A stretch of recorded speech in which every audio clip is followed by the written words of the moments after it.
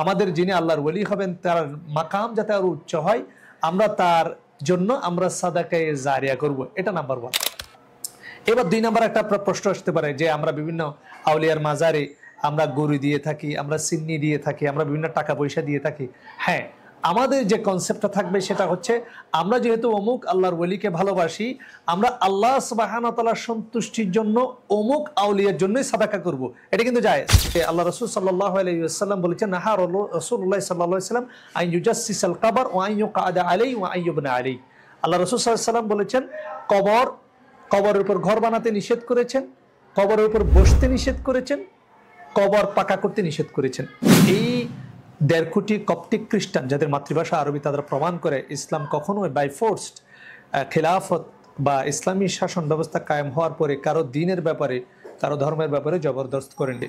কিন্তু আমরা অনেকেই হয়তো বা মনে করে থাকেন তাহলে সৌদি আরবে ভিন্ন মতাদর্শের আর কারো ব্যাপারে কোনো ধরনের টলারেন্স করা হয় না, এখানে শিয়া মতাবলম্বী বা যারা মাযহাবের অনুসারী তাদের হয়তো বা কোণঠাসা করে রাখা হয়। বিষয়টা একদম ভুল ধারণা। রাহমাতুল্লাহি ওয়া বারাকাতুহু। আলহামদুলিল্লাহি ওয়া কাফা ওয়া সালামুন আলা ইবাদিহিল্লাযিনা ইসতাফা, আম্মা বা'দ। খেলাফত প্রতিষ্ঠা করা হলে ভিন্ন মতাদর্শ বা ভিন্ন মতাবলম্বী যারা রয়েছেন বা ইসলামের মধ্যে মুসলমানদের মধ্যে যারা ভিন্ন মতাদর্শ যারা রয়েছেন, যাদের মধ্যে আমাদের মাসলাকগত পার্থক্য রয়েছেন, তাদের সাথে আমরা কীভাবে সমন্বয় করতে পারি বা কী কৌশল অবলম্বন করা গেলে খেলাফত প্রতিষ্ঠা হওয়ার পরেও আমরা তাদের ইন্টারনাল আমাদের যে বিরোধিতা, যে বিরোধ, সেটা আমরা ফেস করব না। আজকে সেই বিষয়টা নিয়ে আলোচনা করব ইনশাআল্লাহ। ধরা যাক সালাফি বা আহলুল হাদিসরা যদি বাংলাদেশে খেলাফত কায়েম করে, বাংলাদেশে যদি ডক্টর আসাদুল্লাহ আল গালিব সাহেব যদি আমির হিসেবে, খলিফা হিসেবে দায়িত্ব গ্রহণ করেন, তাহলে প্রথম যে সম্ভাব্য সমস্যাগুলোর মধ্যে আমরা পড়তে পারি সেটার মধ্যে হচ্ছে আমাদের যারা ভিন্ন মতাদর্শের জন্য রয়েছেন, যেমন আমাদের মধ্যে কেউ রয়েছেন দেওবন্দি, কেউ রয়েছেন বেরুলভী, কেউ রয়েছেন মওদুদি বা জামাত ইসলামপন্থী, কেউ রয়েছে তাসাউফপন্থী, কেউ রয়েছেন মাজারপন্থী। এদের বিরোধিতা আমরা কি কৌশল অবলম্বন করে আমরা এই বিরোধগুলো আমরা মেটাতে পারি, আমরা কি স্ট্র্যাটেজি অ্যাপ্লাই করতে পারি, আজকে সেই বিষয়টা নিয়ে আলোচনা করব ইনশাআল্লাহুল আজিজ। যেহেতু খেলাফতের বিষয়টা অনেক বড়, অনেকে চিন্তা করতে পারেন না যে আমাদের পক্ষে খেলাফত নিয়ে আমাদের কাজ করাটা বর্তমানে এখন সময়ের দাবি। গণতন্ত্র, ধর্মনিরপেক্ষতাবাদ, জাতীয়তাবাদ, পুঁজিবাদ, সমাজতন্ত্র কশিনকালও পৃথিবীর বুকে শান্তি প্রতিষ্ঠা করতে পারেনি, পারবেও না ইনশাআল্লাহ। একমাত্র খোলাফায়ে রাশিদার যুগে যেভাবে আল্লাহ রাসূল সাল্লাল্লাহু আলাইহি ওয়াসাল্লাম যুগে যেখানে মক্কার মুশরিকরা, ইহুদি এবং খ্রিস্টান সমাজ শান্তিতে ছিলেন মুসলমানদের সাথে, যুগ যুগ ধরে আজকে মিডল ইস্টের মধ্যে, মধ্যপ্রাচ্যের মধ্যে আপনারা জানেন 1.5 কোটি কপটিক খ্রিস্ট রয়েছেন যাদের মাতৃভাষা আরবি।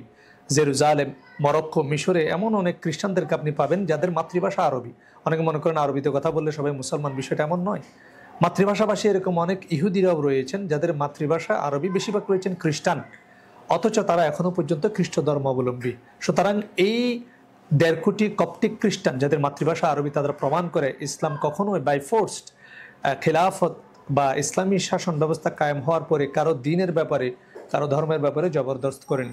আমরা আরেকটু উদাহরণ দিতে চাই। বর্তমানে মামলাকাতুল আরাবিয়া আস-সাউদিয়া, সৌদি আরবের মধ্যে আমরা জানি, আপনারা অনেকেই জানেন, সৌদি আরবের মধ্যে যদি বা রাজতন্ত্র কায়েম রয়েছেন, তারপরও সালাফি বা আহলুল হাদিসদের বিশাল একটা খেদমত বা একটা প্রভাব রয়েছেন সৌদি রাষ্ট্র কাঠামোর মধ্যে।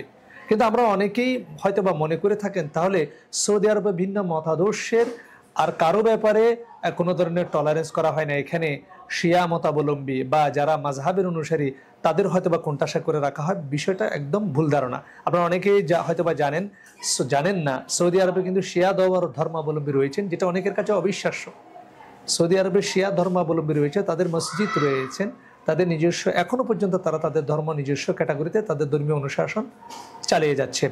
এবং আপনারা মিডল ইস্টে আপনারা দেখতে পাবেন ভিন্ন ধর্মাবলম্বীরাও কিন্তু এখানে রয়েছেন। এবং সৌদি আরবে বিশেষ করে বিশ্ববিদ্যালয়, জামিয়াগুলোতেও কিন্তু স্কুল অফ থট বা আমরা মাযাহিব যেগুলো বলি, হানাফি, শাফি, মালিকি, হাম্বলি, এগুলো নিয়ে বিস্তর আলোচনা করা হয় এবং এক্ষেত্রে প্রশস্ত মন মানসিকতা পোষণ করার অধিকার দেওয়া হয় আলহামদুলিল্লাহ। তো সেটার ধারাবাহিকতায় আমরা আজকে আলোচনা করব সবচেয়ে ক্রিটিক্যাল যে পার্টটা, অর্থাৎ খেলাফত কায়েম হলে মাজারপন্থীদের ব্যাপারে, যারা মাজারে যায়, যারা তাসাউফপন্থী, যারা খানখাতে যায়, দরবারে যায়, তাদের ব্যাপারে আমাদের পলিসিটা কী হবে। আমাদের অনেকেই মনে করেন যে সালাফি বা আহলুল হাদিসরা যদি খেলাফত কায়েম করে থাকে, সুতরাং মাজারপন্থীদের সাথে স্পষ্ট একটা বিরোধ বা একটা সংঘর্ষে জড়িয়ে যাবে। এবং আপনারা জানেন বাংলাদেশে প্রায় 3 লক্ষের উপরে মাজার রয়েছে, বা এরকম আরও অনেক বেশি। প্রায় বাংলাদেশের প্রত্যেকটা জেলার মধ্যে মাজার রয়েছেন, দরগা রয়েছে, খানকা রয়েছে। এদের ব্যাপারে আমাদের স্ট্র্যাটেজিটা কেমন হবে যদি আমরা খেলাফত কায়েম করতে পারি? প্রথম বিষয় হচ্ছে, আমরা প্রথম যে স্ট্র্যাটেজিটা আমরা অ্যাপ্লাই করব সেটা হচ্ছে, আপনারা জানেন আল্লাহ সুবহানাহু ওয়া তাআলা কোরআনে বলছেন, আলা ইন্না আউলিয়া আল্লাহি লা খাউফুন আলাইহিম ওয়া লা হুম ইয়াহজানুন। নিশ্চয়ই যারা আল্লাহর বন্ধু হবে তারা দুঃখিত হবে না এবং তাদের হতাশ হওয়ার কিছু নেই। আল্লাযিনা আমানু ওয়া কানু ইয়াত্তাকুন। আমরা আউলিয়ার যে সংজ্ঞা আমাদের সমাজে রয়েছে, সেই বিদ্যমান ধারণাটা আমরা এলিমিনেট করার চেষ্টা করব। যারা আল্লাহকে ভয় করে, যারা মুত্তাকি বান্দা এবং যারা ঈমান এনেছে, প্রত্যেকে আল্লাহর ওলি। সুতরাং আমাদের যে প্রচলিত মাজারগুলো রয়েছে, সেক্ষেত্রে আমরা যারা মাজারপন্থী রয়েছে, যারা মাজারে যাই, তাদের জন্য আমাদের প্রথম যে আপিলটা থাকবে সেটা হচ্ছে, আমরা ওই যে আউলিয়া রয়েছে সে আউলিয়ার জন্য ওই জায়গায় একটা বড় একটা মসজিদ কমপ্লেক্স আমরা নির্মাণ করব। বিশাল একটা মসজিদ কমপ্লেক্স আমরা নির্মাণ করব এবং সেখানে আমরা যারা মাজারপন্থী রয়েছেন তারাই সেখানে ডোনেট করবে, অথবা সরকারি অর্থায়নে মসজিদ বানানো হবে। ধরেন আপনার মোহসেন আউলিয়া জামে মসজিদ কমপ্লেক্স, ঠিক আছে, তারপর শাহজালাল জামে মসজিদ কমপ্লেক্স। যেখানে মসজিদ আছে মসজিদটাকে সংস্কার করে আধুনিকায়ন করে মডেল মসজিদের আদলে বিশাল মসজিদ কমপ্লেক্স প্লাস ইসলামিক দাওয়া সেন্টার সেখানে গড়ে তোলা হবে। সেখানে আমাদের যারা মাজারপন্থী ভাইরা রয়েছে তাদেরকে বলা হবে যে, আপনারা যেহেতু, আমাদের স্ট্র্যাটেজিটা হবে এমন, যেহেতু আল্লাহর ওলিদেরকে মাজারপন্থী যারা রয়েছেন তাদের বিশ্বাস হচ্ছেন আমরা আউলিয়ার দরবারে যাই, জিয়ারত করি, এ কারণে আমরা অমুক আউলিয়াকে আমরা ভালোবাসি। সুতরাং আল্লাহর যিনি ওলি হবেন তিনি যাতে জান্নাতের সুউচ্চ মাকাম যাতে পেয়ে থাকেন। কারণ আল্লাহ রাসূল সাল্লাল্লাহু আলাইহি সাল্লাম আমাদেরকে বলেছেন যে, মানুষ যখন মারা যায়, ইনকাতা আনহু আমালু ইল্লা মিন সালাসা, 3টা জিনিসের সমস্ত কিছু বন্ধ হয়ে যায়। অন্য জায়গায় রয়েছে যে অনেকগুলো আমল রয়েছে, যে আমলগুলো করলে এগুলো সাদাকায়ে জারিয়া হিসেবে যারা দুনিয়া থেকে বিদায় গ্রহণ করে কবরে চলে গিয়েছেন তাদের আমল নামায় যোগ হয়। ঠিক সেটারই ধারাবাহিকতা যারা আল্লাহর ওলি, তারা একই সিলসিলায় নবী রসুলগণ যেভাবে কবরে গিয়েছেন তারাও কিন্তু কবরে গিয়েছেন। সুতরাং রসুল সাল্লাল্লাহু আলাইহি সাল্লামও কিন্তু কবরে গিয়েছেন। এটা হচ্ছে দুনিয়া থেকে আখিরাতের জার্নি। আমরা জানি অনেকে আমার সাথে একমত পোষণ করতে পারেন, যে অনেকেই আমার সাথে বিরোধিতা করতে পারেন যে আল্লাহর ওলিরা তো আমরা বিশ্বাস করি তারা মৃত নয়। জি, এটা একটা আমরা আমাদের বক্তব্যের মধ্যে এটা আসলে আমাদের ভুল বুঝাবুঝি। আসলে যেটা আলমে বারজাখের যে জিন্দেগি, আখিরাতের যে জিন্দেগি, সেখানে কেউ মৃত নয়। আচ্ছা, মুনকার নাকির তো আমরা জানি মৃত মানুষকে প্রশ্ন করবে, তো মুনকার নাকির যদি মৃত মানুষকে প্রশ্ন করে, মৃত মানুষ উত্তর দিবে কেমনি?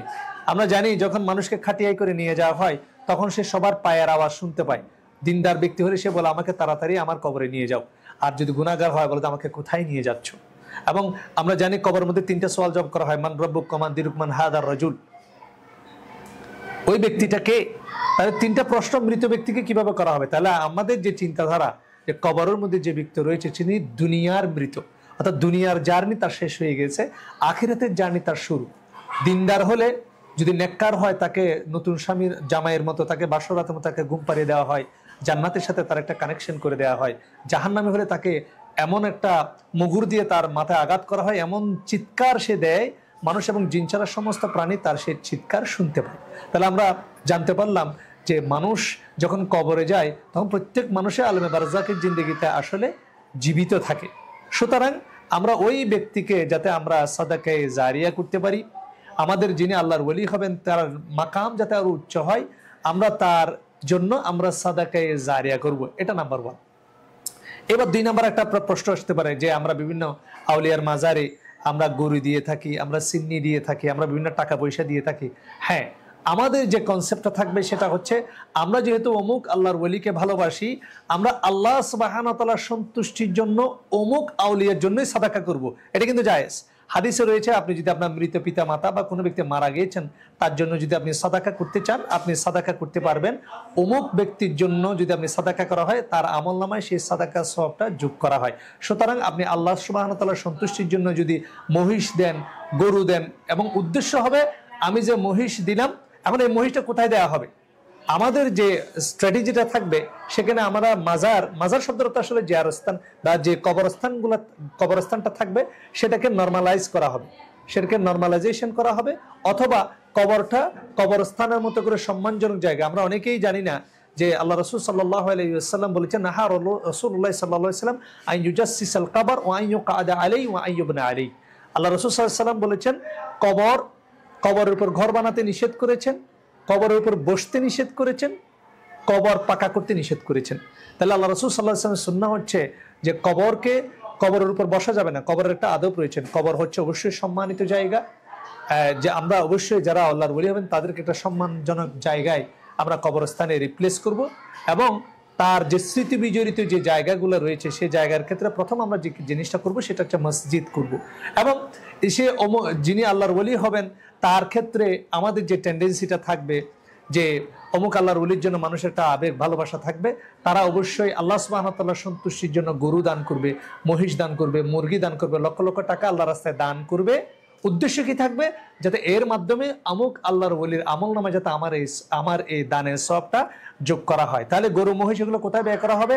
অমুক আল্লাহর ওলির নামে। ধরেন শাহজালাল রহমতুল্লাহ আলাইহি মাদ্রাসা ও এতিমখানা ইসলামিক কমপ্লেক্স, ওনার নামে এবং বিভিন্ন আল্লাহর ওলিদের নামে বড় বড় এতিমখানা, মুসাফিরখানা এবং মাদ্রাসা প্রতিষ্ঠা করা হবে। ওনাদের দানের মাধ্যমে সে মুসাফিরখানাগুলো পরিচালিত করা হবে, এতিমখানাগুলো পরিচালিত করা হবে। গরু মহিষ যেগুলো আসবে সেগুলো আল্লাহ সুবহানাহু ওয়া তাআলার রাস্তায় এতিম মিসকিন মুসাফিরদের জন্য আপ্যায়নের জন্য খরচ করা হবে। উদ্দেশ্য থাকবে যিনি আল্লাহর ওলি হবেন তার আমল নামে এগুলো যোগ করার মাধ্যমে তার মাকামটা যাতে বৃদ্ধি করা হয়। 3 নম্বর আমরা যে জিনিসটা করতে পারি সেটা হচ্ছে আমরা যারা আল্লাহর ওলিদেরকে ভালোবাসি তাদের ক্ষেত্রে আমাদের পলিসি হতে হবে, তাদের যারা বড় বড় আল্লাহর ওলি রয়েছেন তারা যেহেতু দ্বীনের অনেক খেদমত করেছেন, বাংলাদেশের প্রত্যন্ত অঞ্চলে তারা অমুসলিমদের কাছে দাওয়াত পৌঁছেছেন, তাদের জন্য দোয়া করা। আমরা জানি আল্লাহ রাসূল সাল্লাল্লাহু আলাইহি ওয়াসাল্লাম আগে কোনো গুনাহ নেই, তারপরও আজানের দোয়া মধ্যে আল্লাহ সুবহানাহু ওয়া তাআলা তার রাসূল সাল্লাল্লাহু আলাইহি ওয়াসাল্লামের মাধ্যমে রাসূল সাল্লাল্লাহু আলাইহি ওয়াসাল্লামের জন্য দোয়া করা আমাদের জন্য ওয়াজিব করে দিয়েছেন। ওয়া বাআসতু মাকামান মাহমুদান আল্লাযী ওয়া'আতা আতি মুহাম্মাদানিল ওয়াসিলাতা ওয়াল ফাদিলা। মুহাম্মদ সাল্লাল্লাহু আলাইহি ওয়াসাল্লামকে দান করুন ওয়াসিলা, বেহেশতের একটি সুউচ্চ স্থান এবং সুমহান মর্যাদা, আর তাকে অধিষ্ঠিত করুন মাকামে মাহমুদে, যার প্রতিশ্রুতি আপনি তাকে দিয়েছেন। দেখেন রাসূলুল্লাহ সাল্লাল্লাহু আলাইহি ওয়াসাল্লাম আমরা দোয়া করছি, আমরা সবসময় বলি আল্লাহুম্মা সাল্লি আলা মুহাম্মদ, আল্লাহুম্মা বারিক আলা মুহাম্মদ ওয়া আলা আলি মুহাম্মদ। মুহাম্মদ সাল্লাল্লাহু আলাইহি ওয়াসাল্লাম তার পরিবারের জন্য আমরা প্রত্যেকদিন দোয়া করছি। সুতরাং মুহাম্মদ সাল্লাল্লাহু আলাইহি ওয়াসাল্লামের যদি দোয়া করা জায়েজ হয়, সুন্নাহ হয়, আল্লাহর এই ওলিদের জন্য আমরা দোয়া করব। এই দোয়ার মাধ্যমে আমরা বিশ্বাস রাখবো আল্লাহর ওলিদের স্থান মান আল্লাহ সুবহানাহু ওয়া তাআলার দরবারে আরো বৃদ্ধি পাবে, যেহেতু তারা আমাদের কাছে সম্মানিত ভালোবাসার পাত্র, তারা দ্বীনের অনেক খেদমত করেছেন। এই জন্য যেহেতু তাদেরকে আমরা ভালোবাসি, আমরা অবশ্যই চাইবো আমাদের এই ভালোবাসার মানুষগুলোকে, আল্লাহর এই ওলিগুলোকে আল্লাহ সুবহানাহু ওয়া তাআলা আরো যাতে সুমহান স্থান দান করেন, আরো মর্যাদা দান করেন, সেই জন্য তাদের জন্য আমরা দোয়া করব। চতুর্থ আমাদের যে পলিসিটা হবে সেটা হচ্ছে আমরা জানি যারা আল্লাহর ওলি রয়েছেন তাদের বিভিন্ন ওয়ারিস রয়েছেন, তাদের বিভিন্ন খাদেম রয়েছেন এবং বিভিন্ন মাজারপন্থী দরগাহপন্থী এবং খানকাপন্থী বিভিন্ন ওলামা একরাম রয়েছেন। তাদের জন্য আমাদের যে পলিসিটা হবে, মাজারের যে বিশাল যে এরিয়া জুড়ে মাজার রয়েছেন, যখন আমরা এই কবরটাকে একটা সম্মানজনক জায়গায় কবরস্থ করব, যেহেতু কবরের উপরে ঘর নির্মাণ করা হারাম, মসজিদ নির্মাণ করা হারাম, কোনো ধরনের স্থাপনা নির্মাণ করা হারাম, এবং এটা কবরবাসীর জন্য অবশ্যই এটা অপমানজনক যে কারো কবরের উপরে মসজিদ নির্মাণ করা হবে। আল্লাহ রাসূল সাল্লাল্লাহু আলাইহি ওয়াসাল্লাম ইহুদিদের জন্য লানত করেছেন। কেন? কারণ ইহুদিরা নবীদের কবরের উপরে মসজিদ নির্মাণ করতো, সেজন্য আমরা অবশ্যই হারাম কাজটা করব না। এবং যদি কবরের উপরে যদি ঘর নির্মাণ করা হয়, এটা একটা হারাম কাজ এবং আল্লাহর ওলির জন্য অবমাননার কাজ। ওনার জন্য সম্মানজনক একটা স্থানে আমরা একটা কবরের ব্যবস্থা করব সম্মানজনকভাবে। অবশ্যই প্রত্যেক একজন সাধারণ মানুষকে কবরকেও সম্মান প্রদর্শন করতে হয়। কবরস্থানে প্রস্রাব করা হারাম, কবরস্থানে থুতু নিক্ষেপ করা হারাম, কবরস্থানে বসা হারাম। এটা মুসলমানদের জন্য এটা আদবের একটা বিষয়, আলহামদুলিল্লাহ। এই জন্য অবশ্যই যারা আল্লাহর ওলি তাদের কবরস্থানকে আমরা সম্মান করব, সুন্দরভাবে আমরা কবরস্থ করব। আমরা কবরটাকে একটা শালীন জায়গায়, আমরা সুন্দর জায়গায়, সম্মানিত জায়গায় আমরা তাদেরকে কবর দেব। এবং যে মাজারের যে জায়গাটা এখন সংরক্ষিত রয়েছে, বিশাল যে জায়গাগুলো জুড়ে রয়েছে, সেই জায়গার মধ্যে আমরা যারা মাজারের ওয়ারিস থাকবে, যারা মাজারের খাদেম থাকবে, মাজারের মধ্যে যারা আশেপাশে এই মাজার কেন্দ্রিক যাদের আয় রোজগারের ব্যবস্থা রয়েছে তারা থাকবে, এবং মাজার কেন্দ্রিক, দরগা কেন্দ্রিক, খানকা কেন্দ্রিক যে সকল সম্মানিত ওলামা ইকরাম রয়েছেন তাদের জন্য আমাদের ফেসিলিটি হবে সরকারের বিশেষ অনুদানে মাজারের অধিকৃত এই জায়গাগুলোর মধ্যে বহুতল বিশিষ্ট লাক্সারিয়াস ফ্ল্যাট, আধুনিক সুযোগ সুবিধা সম্মিলিত ফ্ল্যাটের ব্যবস্থা করা।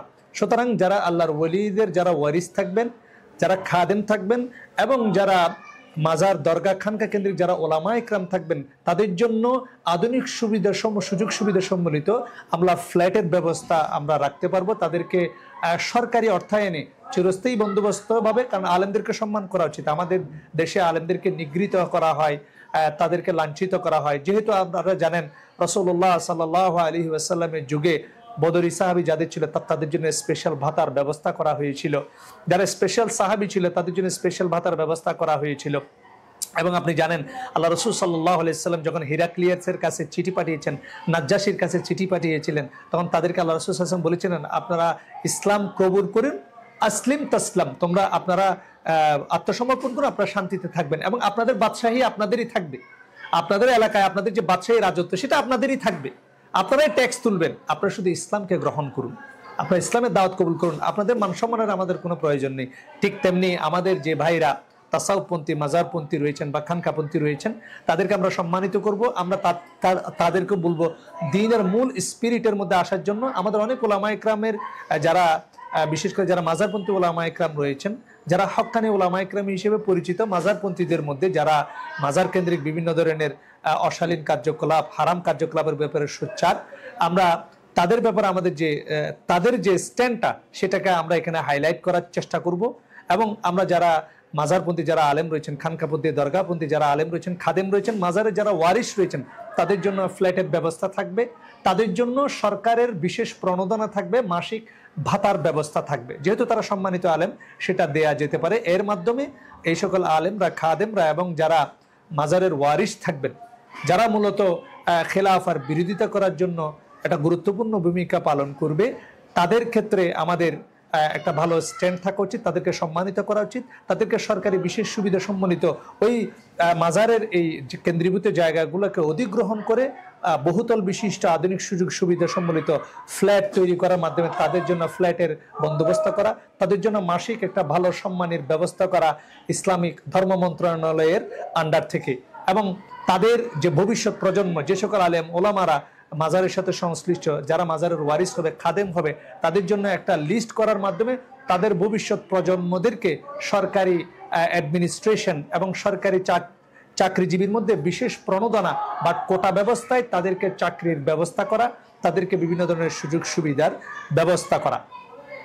এটা হচ্ছে 4 নম্বর পলিসি, যার মাধ্যমে আমরা যারা দরগা খানকাপন্থী রয়েছেন তাদের আমাদের সাথে মূল আমাদের যে অ্যালাইনমেন্ট সরকারের সাথে, খেলাফার সাথে তাদের সরাসরি সম্পৃক্ত আমরা করতে পারি। 5 নম্বর আমরা যে বিষয়টা করতে পারি সেটা হচ্ছে যিনি আল্লাহর ওলি হবেন তিনি, তার অনেক ভালো কাজ রয়েছেন, হয়তো আমাদের সমাজে অনেকগুলো অতিরঞ্জিত করে বোঝানো হয়, কিন্তু যেমন শাহজালাল ইয়েমেনি, মোহসেন আলী ইয়েমেনি, খান জাহান আলী ইয়েমেনি, এই চট্টগ্রামকে দারুল সালাম বলা হয়, এই ইসলামাবাদ বলা হয়, এটা এই আল্লাহর ওলিদের মাধ্যমে এখানে অমুসলিমদের কাছে দাওয়াত ছড়িয়েছেন। এবং আমরা প্রকৃত যে ঘটনাগুলা, আল্লাহর ওলিদের যে প্রকৃত ঘটনাগুলো, তাদের এই প্রকৃত ঘটনাগুলো সংরক্ষণ করার জন্য আমরা তার দাওয়া সেন্টার করতে পারি, তাদের যে স্মৃতি বিষয়গুলো আছে সেগুলো আমরা সংরক্ষণ করতে পারি। এবং তারা যে মানুষকে মূল ইসলামের দিকে দাওয়াত দিয়েছেন, তারা যে তাবলীগ করেছেন সেই বিষয়টাকে স্পিরিট করা। যারা আল্লাহর ওলি ছিলেন তারা সালাত আদায় করতেন, তারা মুসলিমদের কাছে দাওয়াত দিতেন, তারা আল্লাহর কাছে চাইতেন, আল্লাহ সুবহানাহু ওয়া তাআলার উপর তাওয়াক্কুল করতেন। এই বিষয়গুলো আমরা সামনে নিয়ে এসে এবং আল্লাহর ওলিদেরকে যাতে যথাযথভাবে সম্মান প্রদর্শন করা হয় সেই বিষয়টা আমরা মাথায় রাখবো ইনশাআল্লাহ।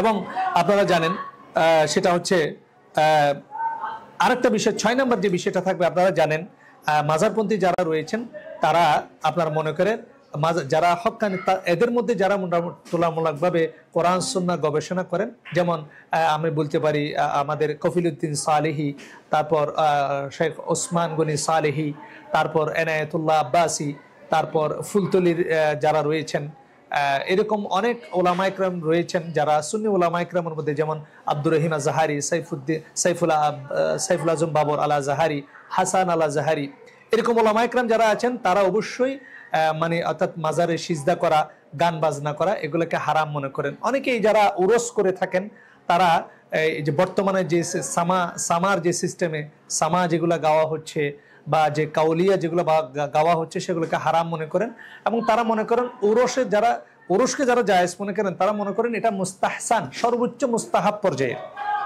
সর্বোচ্চ মুস্তাহাব পর্যায়ে, এটা ফরজ ওয়াজিব নফলের কিছু নয়। এই ধরনের যারা মধ্যমপন্থী যারা ওলামা ইকরাম রয়েছেন, যারা মূলত মাজার কেন্দ্রিক বিভিন্ন ধরনের অনইসলামিক কর্মকাণ্ড, হারাম কর্মকাণ্ডের ব্যাপারে সোচ্চার, তাদেরকে প্রণোদনা দেওয়া, তাদেরকে সরকারি গভর্নিং সিস্টেমের আন্ডারে নিয়ে আসা, তাদেরকে বিশেষ ভাতা প্রদানের ব্যবস্থা করা, এবং মাজার কেন্দ্রিক যে হারাম কাজগুলা হয় সে হারাম কাজগুলা যাতে না হয় তাদের ফতোয়াগুলা মাজারপন্থী যারা ওলামা ইকরাম, যেহেতু তাদের ওখানে গ্রহণযোগ্যতা রয়েছে, তাদের মাধ্যমে সেখানে প্রচারণার ব্যবস্থা করা, সরকারি টিভি চ্যানেলের মাধ্যমে, সরকারি দাওয়া সেন্টারের মাধ্যমে, এবং যেই বিষয়গুলো মুস্তাহসান পর্যায়ের, মুস্তাহাব বা জায়েজ পর্যায়ে তারা মনে করে থাকেন, সেই বিষয়ে উম্মার বৃহৎ স্বার্থে সেই বিষয়গুলোতে যাতে তারা বাড়াবাড়ি না করেন, তারা যাতে মুখালিফাত না করেন, সেই বিষয়ে ধর্ম মন্ত্রণালয়ের আন্ডারে বিশেষ সুযোগ সুবিধা বা বিশেষ নেগোসিয়েশন সিস্টেমের ব্যবস্থা রাখা। সুতরাং এই সিস্টেমগুলো যদি আমরা অ্যাপ্লাই করতে পারি তাহলে যারা মাজারপন্থী রয়েছেন, যারা দরগাপন্থী রয়েছেন, বেশিরভাগ যারা রয়েছেন তারা বেনামাজি থাকেন, যারা না সালাত আদায় করেন না, তাদের মধ্যে অনেক হারাম বিষয় রয়েছেন না জানার কারণে। সুতরাং ধর্ম মন্ত্রণালয়ের আন্ডারে তাদের গ্রহণযোগ্য আলেমদের মাধ্যমে সেখানে যাতে সিজদা করা বন্ধ করা, গান বাজনা, গাঁজা খাওয়া, মদ্যপান করা, মাদকাসক্তি, মাদক দ্রব্য গ্রহণ করা, জুয়া খেলার আসর বসানো, গান বাজনা, নারী পুরুষের অবাধ মেলামেশা, এই বিষয়গুলো যাতে বন্ধ করার ব্যাপারে ধর্ম মন্ত্রণালয়ের আন্ডারে মাজারপন্থী যারা হক্কানি ওলামা ইকরাম রয়েছেন, যারা মোটামুটি মধ্যমপন্থী, তাদের মাধ্যমে দাওয়া কার্যক্রম বেগবান করা, এবং যারা দরগাপন্থী মাজারপন্থী তাদেরকে ইসলামের মূল স্পিরিটটা নিয়ে আসা, অর্থাৎ আল্লাহর ওলির কাছে চাইবে নাকি আল্লাহর কাছে চাইবে। সুতরাং আমরা আল্লাহর ওলির কাছে চাইলে আল্লাহর ওলির সম্মান বাড়ে না, আমরা আল্লাহর কাছে চাওয়ার ব্যাপারে আমাদের যে তাদের যে ভুল বুঝটা রয়েছে সে ভুলগুলা সংশোধন করার ব্যবস্থা করা, সর্বাবস্থায় দাওয়াতি মেজাজ রাখা, সবর ধারণ করা, মুসলমান কমিউনিটি যারা রয়েছেন, মতাদর্শের যারা রয়েছেন তাদের জন্য বৃহৎ মন মানসিকতা পোষণ করা। একজন ব্যক্তি মাজারে যায়, একজন ব্যক্তি শিরিক করে, একজন ব্যক্তি দরগাতে যায়, একজন ব্যক্তি মাযহাবের অনুসারী, একজন ব্যক্তি ভিন্ন মাসলাকের অনুসারী, তার জন্য আল্লাহ রাসূল আল্লাহ সুবহানাহু ওয়া তাআলা বলছেন মুহাম্মাদুর রাসূলুল্লাহ ওয়াল্লাযীনা মাআহুম আশিদ্দাউ আলাল কুফার রুহামাউ বাইনাহুম। মুহাম্মাদুর রাসূলুল্লাহ সাল্লাল্লাহু আলাইহি ওয়াসাল্লাম, তার সাথে যারা সাহাবা ইকরাম রয়েছেন তারা হচ্ছে আশিদ্দাউ আলাল কুফার, তারা কাফেরদের প্রতি কঠোর, রুহামাউ বাইনাহুম, নিজেদের প্রতি তারা রহমদিল। আল্লাহ রাসূল সাল্লাল্লাহু আলাইহি ওয়াসাল্লাম অন্য কোরআন অন্য জায়গায় বলছেন আদিল্লাতিন আলাল মুমিনিনা আইজ্জাতিন আলাল কাফিরিন, মুমিনরা সব সময় মুমিনদের প্রতি রহমদিল হয় আর কাফেরদের প্রতি তারা কঠোর হয়। সুতরাং আমাদের যারা মুসলিম ভাইরা রয়েছেন, যারা ভুল পথে রয়েছেন, আমি অনেক ক্ষেত্রে দেখেছি যারা মাজারে যায়, যারা মাজারের গিয়ে বিভিন্ন ধরনের শিরকি কর্মকাণ্ডে লিপ্ত, যারা গান বাজনা মাদকাসক্তের মধ্যে লিপ্ত, অবাধ নারী পুরুষের মেলামেশার মধ্যে যারা লিপ্ত, যারা জুয়ার কারবার বসায়, তারা বেশিরভাগ আসলে প্র্যাকটিসিং থাকে না, ইসলামের মৌলিক জ্ঞান তাদের মধ্যে থাকে না।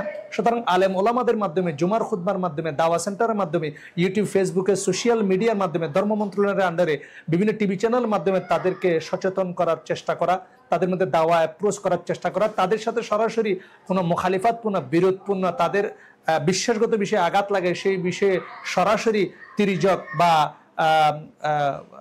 অপমানসূচক আন্ডারস্টিমেটিং বক্তব্য এবং আচরণ থেকে বিরত থেকে তাদের প্রতি শ্রদ্ধাশীল হওয়া, সহনশীল হওয়া, ভালোবাসার মাধ্যমে তাদের জন্য যদি এই পলিসিগুলো অ্যাপ্লাই করা যেতে পারে, আমরা আশা করি আমরা খেলাফতের ব্যবস্থার দিকে আমরা অনেকখানি এগিয়ে যাবো ইনশাআল্লাহুল আজিজ।